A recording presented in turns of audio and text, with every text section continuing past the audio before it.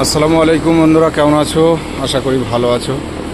তো এই যে আমি নতুন একটা পলি হাউস করেছি, এখানে আর দু একদিন গেলে কাজটা কমপ্লিট হয়ে যাবে। এগুলো স্ট্রাকচার করা হচ্ছে, এটা কমপ্লিট হয়েছে।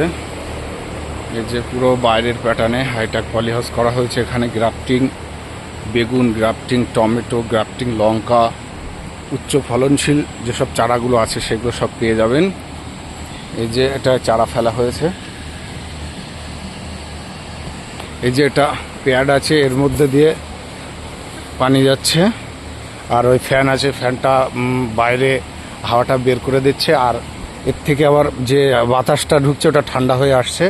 এর মধ্যে হাইটেক পলি হাউস বলতে এর মধ্যে তাপমাত্রাটা নিয়ন্ত্রণ করা যাবে। এবার যখন খুব অতিরিক্ত গরম হবে তখন এই যে ফগার আছে, ফগার দিয়ে চালিয়ে ঠান্ডা করা যাবে। এখনও পুরো কমপ্লিট হয়নি, এখনও কাজ বাকি আছে। এই যে শুধু এটা ফরচুনের যে ফরচুন বলে যে রুটি স্টকটা আছে সেটা ফেলা হয়েছে। এর বীজটা অবশ্য দামটা অনেক বেশি, ভিএনআর সোলাটোর থেকে অনেকটাই বেশি দাম।